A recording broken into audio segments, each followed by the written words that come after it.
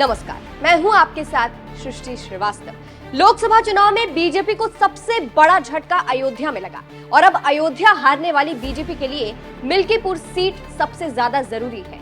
अयोध्या ना सही, लेकिन बीजेपी को अब अयोध्या में आने वाली मिल्कीपुर सीट जीतनी है, जिसके लिए बीजेपी कुछ भी करने को तैयार है। लेकिन चुनाव होगा तब तो जीत मिलेगी। चुनाव को लेकर वहां मामला फंस रहा है और फिलहाल चुनाव करवाने के लिए बीजेपी के गोरखनाथ बाबा गिड़गिड़ा रहे हैं। चलिए आपको भी बताते हैं पूरी खबर के बारे में।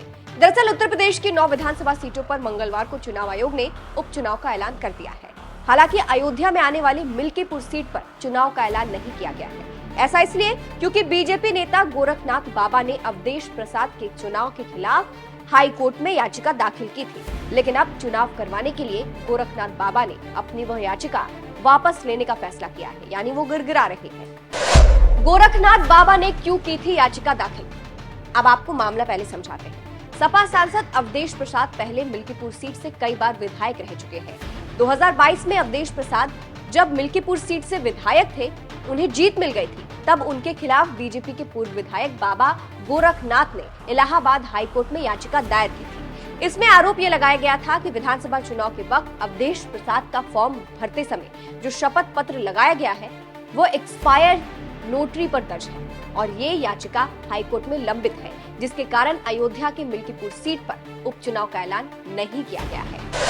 अब चुनाव के लिए गिड़गिड़ाए गोरखनाथ बाबा, लेकिन अब याचिका दाखिल करने वाले बीजेपी नेता गोरखनाथ बाबा मिल्कीपुर सीट पर चुनाव करवाने के लिए गिड़गिड़ा रहे हैं। ऐसा इसलिए कहा जा रहा है क्योंकि उन्होंने याचिका वापस ले ली है और जिस तरह से उन्होंने याचिका वापस ली है उस पर यह भी कहा जा रहा है कि गोरखनाथ बाबा अवधेश प्रसाद के सामने झुके। नव भारत टाइम्स की एक रिपोर्ट के मुताबिक गोरखनाथ बाबा अपनी याचिका वापस लेने वाले हैं ताकि मिल्कीपुर सीट पर फिर से चुनाव हो सके। इस प्रोसेस में 1 या 2 दिन का समय लग सकता है। उसके बाद हो सकता है कि मिल्कीपुर सीट में भी चुनाव का ऐलान कर दिया जाए। इस मामले में गोरखनाथ बाबा के वकील ने बयान जारी करते हुए कहा, चुनाव आयोग ने महाराष्ट्र, झारखंड विधानसभा चुनाव और यूपी में उपचुनाव का ऐलान किया। हालांकि मिल्कीपुर में चुनाव का ऐलान इस वजह से नहीं किया गया क्योंकि मेरे द्वारा लखनऊ हाई कोर्ट में एक इलेक्शन पिटीशन फाइल की गई है, गोरखनाथ बाबा की ओर से।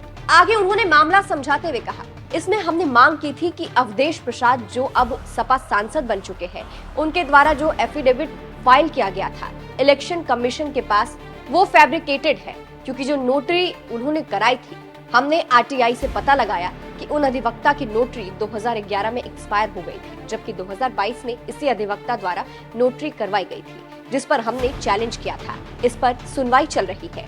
आगे उन्होंने याचिका वापस लेने वाली बात पर कहा, जब लोकसभा चुनाव हुए तो अवधेश प्रसाद सांसद चुन लिए गए, इसलिए हमने याचिका को ज्यादा फोर्स नहीं किया क्योंकि मामला पेंडिंग है और न्यायालय ने संज्ञान लिया है, तो मिल्कीपुर में चुनाव की घोषणा नहीं हुई। ऐसे में 1-2 दिन में हम याचिका वापस ले लेंगे और उसके बाद चुनाव आयोग को इसकी जानकारी भी दे देंगे। तो इससे आप समझ सकते हैं कि किस तरह से गोरखनाथ बाबा ने अब याचिका वापस लेने की बात कह दी है, जो कि उन्होंने सपा सांसद अवधेश प्रसाद के खिलाफ दाखिल की थी। मिल्कीपुर सीट, अब बात इस सीट की करें तो अवधेश प्रसाद पहले मिल्कीपुर सीट से कई बार विधायक रह चुके हैं और उनके अयोध्या से सांसद बनने के बाद मिल्कीपुर सीट खाली हो गई है, जिस पर उपचुनाव होगा और समाजवादी पार्टी ने यहां से सांसद अवधेश प्रसाद के बेटे अजीत प्रसाद को उतारा है। अजीत प्रसाद अयोध्या से सांसद अवधेश प्रसाद के बड़े बेटे हैं।